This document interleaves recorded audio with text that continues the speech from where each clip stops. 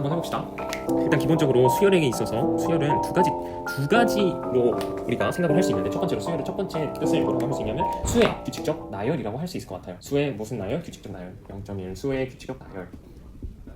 자, 근데 이 수의 규칙적 나열이라고 할 때 원래 수열은 수가 규칙적으로 나열이 되지 않아도 돼요. 근데 그러려면 문제를 낼 수가 없겠죠. 중구난방으로 수가 써져 있으면 우리는 수의 규칙적 나열을 이용해서 수열을 문제를 풀 수가 없을 거예요. 근데 그러면 우리가 수열을 수의 규칙적 나열이라는 정의로 봤을 때 우리는 어떻게 할 수 있냐면, 첫 번째로 수를 나열하고 수열을 나열하고 뭐라고 써져 있는데, 수열을 나열하고 그 규칙을 찾자라는 것이 첫 번째 얘기고요. 수열을 이렇게 쭉 나열하다 보면 그 사이에 어떤 규칙이 있을 거예요. 규칙을 우리가 찾아내면 됩니다. 예를 들어 1 곱하기 2, 2 곱하기 3, 3 곱하기 4, 4 곱하기 5와 같은 어떤 수열이 있다고 생각을 해봅시다. 그러면 이 수열은 첫 번째 곱해지는 숫자는 1부터 1씩 커지고, 두 번째 곱해지는 숫자는 2부터 1씩 커짐으로 우리가 이거를 n 플러스 1이라고 할 수 있을 거예요. n 플러스 1, n 곱하기 n 플러스 1, n번째 항이 됐을 때 n 플러스 1이라고 할 수 있을 거예요. 왜?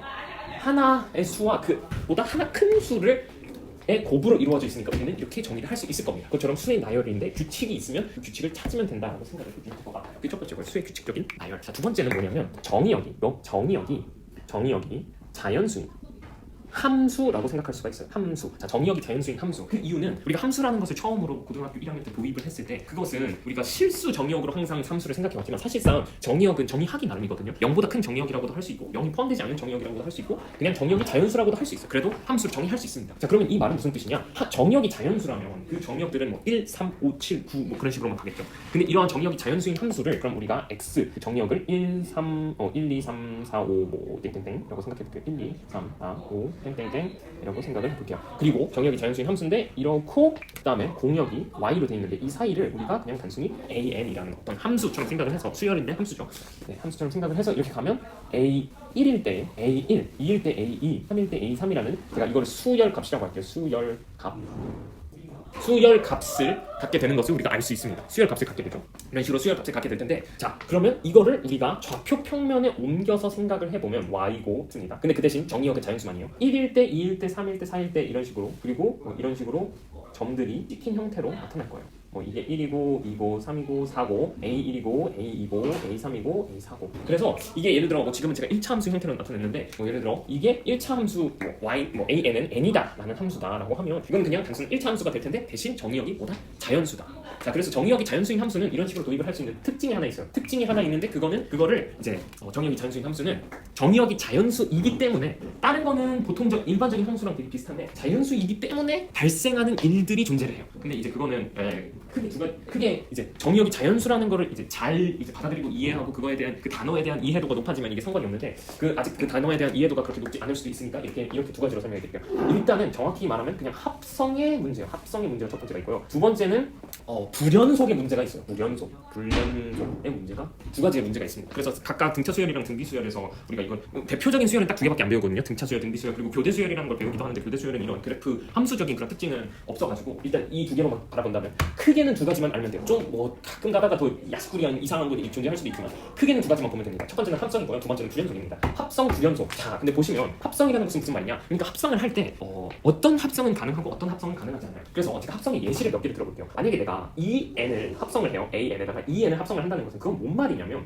원래는 이거를 써보면 en이라는 함수를 제가 bn이라고 해볼게요. 자, 그러면 bn이라는 함수는 우리가 an이라는 함수에 en이라는 함수라고 할게요. 그냥 정의역이 자연수인 함수를 합성을 해주었으니까 n이 1 증가할 때 그 결과값은 2가 나와요. 그리고 그 2가 나온 결과값을 an이라는 어떠한 이제 함수 안으로 집어넣는 거예요. 그러면 결과적으로 bn의 첫 번째 항은 an의 두 번째 항이라는 그 어떤 수열값이 튀어나오게 될 거예요. 이해가 되시나요? 자, 그러면 이런 식으로 가다 보면 결국은 무슨 일이 발생하냐면 A2, A4, A6, A8 그런 식으로 밑수가 짝수인 수들만 발생하게 될 거예요. 밑수가 짝수인 수들만 발생하게 될 거예요. 자, 밑수가 짝수인 수들만 발생하게 되는데, 그렇게 되면 어떻게 되냐? 자, 밑수가 짝수인 수들만 나열이 됐다고 하는 그런 수열을 BN이라고 합시다. 그리고 나서 BN의 정의를 다시 하는 거예요. BN은 밑수가 짝수인 수들의 수열이다라고 하고, 그 다음에 AN이라는 수열의 존재를 이제 잊을게요. 그냥 정의하지를 않을게요.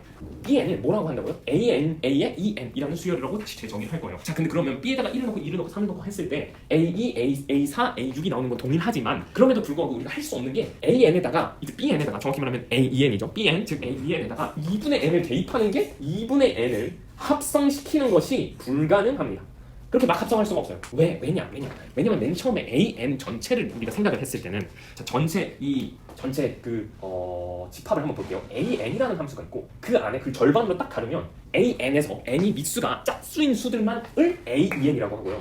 홀수인 수들만은 AEN-1이라고 합니다. 자 그러면 보세요. AEN이라고 하고 NEN하고 AEN-1을 하나에 이제 두 개로 이렇게 나눌 수가 있잖아요. AN을 또 다르게도 나눌 수 있어요. 사실은 요 정도까지는 나올 수도 있고 그건 모르는 일이니까 사람 이름 모르니까 일단은 써볼게요. 3n-1 A 3n-2 이게 뭐냐면 얘는 나누었을 때 3으로 나누었을 때 나머지가 각각 0, 1, 2인 수들이에요. 0, 1, 2인 수들이요.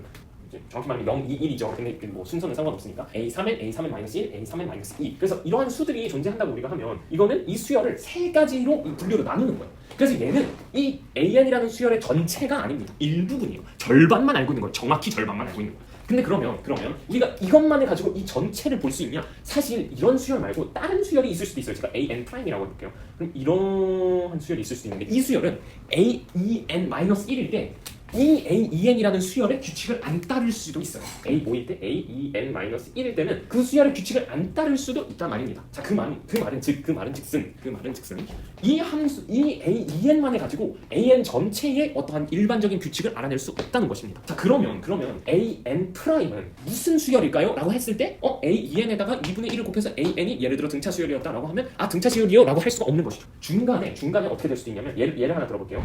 중간에 띄워지고 AEN 수열인데 AEN 수열만 알면 A1, A3, A5 그런 항들은 모르잖아요. 자, 그러니까 A1일 때는 1이 되는 것이 아니라 1이 아닐 수도 있는 거예요. 뭐 갑자기 0, 0, 0일 수도 있는 거예요. 실제로 그런 이제 수열이 이제 수능에서도 나왔죠. 그런 수열이 존재합니다. 그런 수열이 나왔어요, 실제로. 그리고 함수로서 해석하는 것은 수능에 당연히 나왔고요. 최근 수능에도 나왔습니다. 그래서 이런 식으로 어떤 수열이 중간의 값들이 약간씩 다르게 나오는 그런 수열이 존재한다는 것입니다. 중간의 값들이 이제 그런 값 뭐 정의하는 거에 따라서 다르겠지만 이런 식으로 중간의 값들이 예를 들어 뭐 전부 다 0일 수도 있고요. 어떤 건 전부 다 3인 것도 있습니다. 3이고 3이 아닌 것들 이제 만약에 그게 정수이면 루트 제곱수이면 그러면 그것이 어떤 정수로서 나오고 만약에 제곱수가 아니면 뭐 3분의 1을 곱해가지고 나오는 그런 이상한 수열이 있었어요. 재작년 6월 평가원이었는데 근데 그래서 결론적으로 뭘 말하고 싶은 거냐면 중간에 있는 것은 우리가 알지를 못한다는 것입니다. 우리가 A의 2n 즉 이걸 이제부터 부분이라고 할게요. 이걸 부분이라고 할 겁니다. 부분을 알고서는 AN 즉 전체 혹은 일반항이라고 하죠. 일반항의 이유가 요 안에다가 n에다가 어떠한 숫자를 대입하느냐에 따라서 그 항을 우리가 찾아낼 수 있기 때문에 일반적인 항이라고 해서 일반항이라고 합니다. 근데 이 일반항 즉 전체를 알고 있다고 해서 부분을 알 수는 있어요. 그건 가능해요. 왜냐면 그걸 합성을 해주면 되기 때문에. 근데 부분이라는 것을 알기만 해서 전체를 안다는 것은 그거는 불가능합니다. 그거는 불가능해요. 왜냐하면 우리가 그 부분 말고 그 다른 부분들에 있어서 다른 수열이 존재할 수도 있기 때문에 예를 들어 요 세 번째 수열 이 AN 딱 정의한 A3N, A3N-2, A3N-2 이 수열들을 보고서 우리가 이 각각에 대해서 우리가 알지 못하니까 예를 들어 AN 프라임이라는 것을 했을 때 A의 3N이라는 것을 만약 알고서 우리가 전체를 알 수 없는 것처럼 우리가 이 AN이라는 수열만을 가지고 전체를 알 수 없는 것이죠. 그래서 이걸로 인해서 많은 파생되는 어떤 문제들이 생깁니다. 그래서 이 파생되는 문제들은 전부 다 이제 수능 시험에 아직은 몇 가지는 안 나왔고 몇 가지는 나왔는데 이거는 아주 여러 가지 방면으로 쓰일 수가 있어요. 그래서 이거는 아주 중요한 내용이고 그걸 알아줘야 합니다.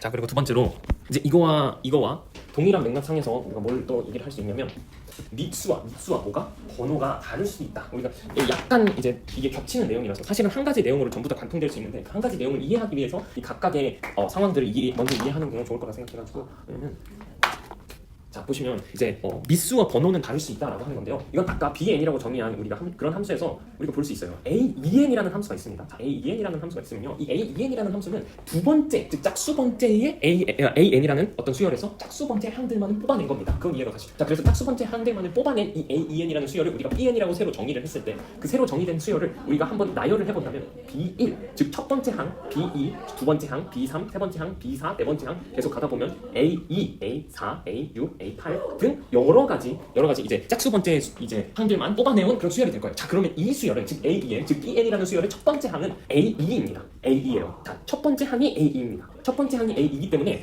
이 수열에서 이 수열에서 첫 번째 항은 A인데 AN이라는 수열에서는 두 번째 항이죠. 자, AN이라는 수열에서는 두 번째 항인데요. AEN이라는 항에서는 수열에서는 첫 번째 항입니다. 그래서 그 두 가지를 잘 생각을 해봐야 돼요. AEN이랑 AN이랑 어떤 관계가 있는지. 이 두 수열은 같은 수열은 아닙니다. 같은 수열은 아니에요. 모른다고 했죠, 우리가. 아까 전에 말했던 것처럼 모른다고 했습니다. 그래서 우리가 이 수열에 대해서 조금 더 자세히 알아보고 싶다면 뭐 다른 방법을 하거나 아니면 실제로 문제에서 아예 알지 못할 수도 있어요. 그거는 모르는 일이죠.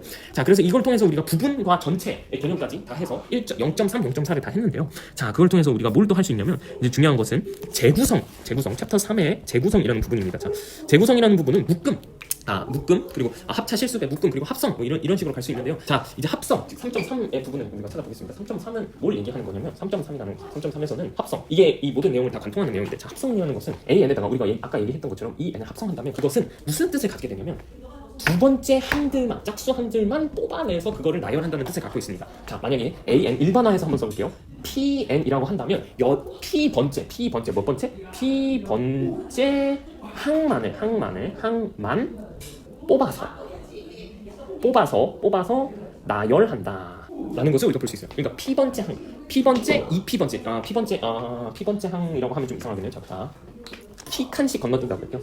P칸씩 건너뛰는 것을 우리가 의미합니다. 그래서 P칸씩 건너뛴다고 하는 것을 우리가 볼 수 있는데, 자, 그럼 만약에 이 P가 뭐 2라고 하면, 아니면 3이라고 하면 3칸씩 건너뛰어서, 2라고 하면 2칸씩 건너뛰어서 이 어떤 수열이 이제 쭉 진행하게 된다는 것이죠. 자, 근데 그러면 이러한 형식으로도 우리가 합성을 할 수 있는데, 이게 n이 1차 사실 여기 1차 이상 들어가면 이상해지기 때문에, 근데 1차만 보통 이제 대입을 하거든요. 합성을 하거든요. 근데 그러면 뭐도 할 수 있냐? n 플러스 q라는 어떠한 수도 우리가 합성을 어떤 수열도 합성을 할 수 있을 겁니다. 근데 그러면 이러면 뭐 어떤 일이 일어나냐면 n 플러스 그 a q 플러스 1부터 시작해서 수열이 계속 진행이 되는 겁니다. q 플러스 3 그래서 계속해서 가겠죠. 그러면 자, 첫 번째 여기에서의 첫 번째 항은 두 번째 항, 세 번째 항이 각각 있는데, 여기 이 a n 플러스 q라는 수열에서의 첫 번째 항은 an이라는 수열에서의 q 플러스 1번째 항인 거예요.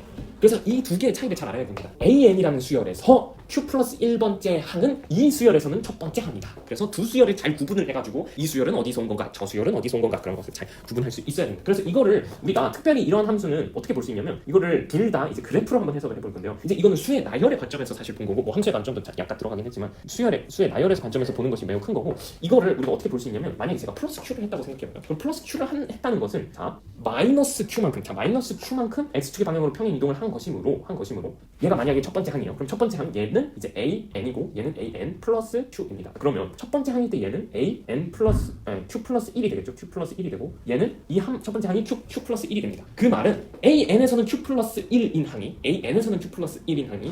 AN 플러스 Q에서는 첫 번째 항이 된다는 거고, 이런 식으로 평행 이동이라는 관점을 통해서 우리가 이 두 수열 사이의 관계를 나타낼 수 있다는 것입니다. 자, 근데 한 가지 더, 이제 이걸로 가볼게요. P칸씩 건너뛰는 것. 얘는 앞에 Q개를 무시하는 그런 꼴이죠. 그래서 이걸 일반적으로 하면 제가 앞에 Q개를 건너뛴 겁니다. 건너뛰기. 그래서 건너뛰기라고 써는 거고요. 자, 그래서 그러고 한 가지 더, 이제 이런 함수가 있다고 생각을 해봐요. AN 플러스 PN이라는 어떤 함수가 있는데, AN 합성 PN이라는 함수가 있는데, 그러면 얘는 첫 번째 항일 때 A1일 것이고요. 얘는 P번째 항일 때 AP가 될 것입니다. 근데 그럼 보면 어떤 함수가 P배가 됐다고 하면 얘는 AN이고 얘는 APN이라고 될 거예요. 그러면 A1일 때 이 수열은 함수예요. 이 수열은 AP의 수열 값을 갖게 되고, 얘는 P일 때 AN은 P일 때 AP라는 수열 값을 갖게 될 것입니다. 그러니까 이런 식으로 이제 어떤 함수의 개형이 나타나겠죠. 그래서 이 함수의 개형 나타날 건데, 그러면 우리가 이걸 통해서 한 가지 더 알 수 있는 게, 우리가 이걸 통해서 만약에 이것을 합으로서 생각을 했을 때, n부터 m까지 an이라고 생각을 했을 때, 만약에 이 수열이 an-1이라는 어떤 수열에 대해서 그 n번째 합까지, 첫 번째에서 n번째까지 합을 우리가 구한다고 생각하면, 이 en-1이라는 것을 갖는다고 해가지고 1부터 n까지의 합을 구한다고 했을 때, 우리는 a의 뭐